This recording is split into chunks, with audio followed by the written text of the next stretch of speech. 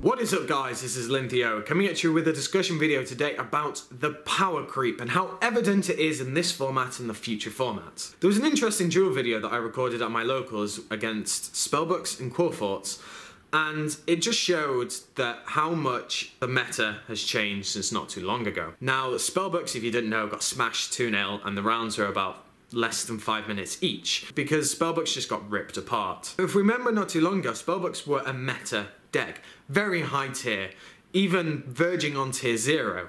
But you can argue that was because of Spellbook of Judgment, because that card is super borked. But I digress.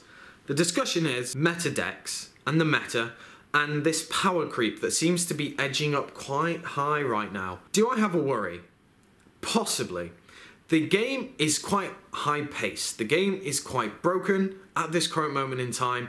And when I say broken, I don't mean that the gameplay is disjointed. I don't mean that there is just one deck that is raping everything like Dragon Rulers.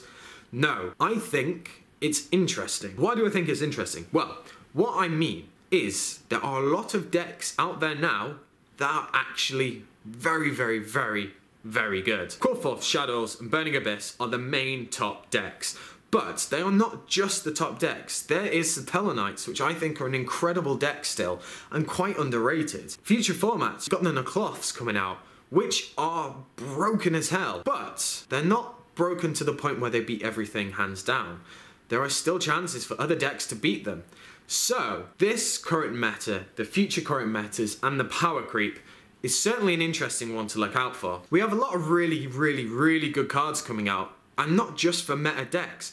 We look at Unizombie, which I think is going to be absolutely incredible. I did a video on it not too long ago. That card gives incredible support for zombies with built-in level modification, and being able to dump cards from your hand or the deck is incredible. While it might not mean that zombies are going to be tier 1, it's very interesting because there are going to be interesting combos that come out of it. The power creep right now is quite evident. There are a lot of good cards coming out, as I said, a lot of very good archetypes, and everything just seems to be going up and up and up. And I feel that maybe next year where we look at Quillforts and be like, Jesus Christ, these were so broken, there's going to be decks out there then that just absolutely crap on them, like how Spellbooks were crapped on. It's an interesting one to discuss, and if we look back in the day at how different decks and different archetypes worked and different game mechanics, how we thought Synchros were the most broken thing in the entire world, how we thought XYZ cards were really, really broken, and now Pendulums, the whole mechanic just seems a little bit balked and a little bit too much over the top. But that's how the game's going, and that's how the game needs to basically go, unfortunately, like it or lump it, to keep going. Otherwise, if we keep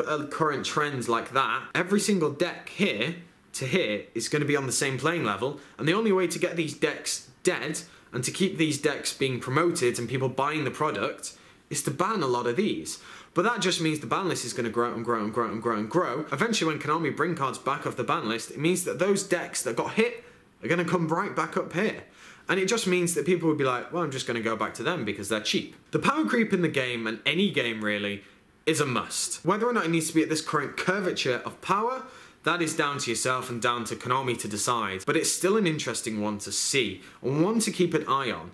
If we look at the cards now, we look at the cards last year, and we look at the cards that are coming out next year, is there a bigger curve than 2 years ago and last year?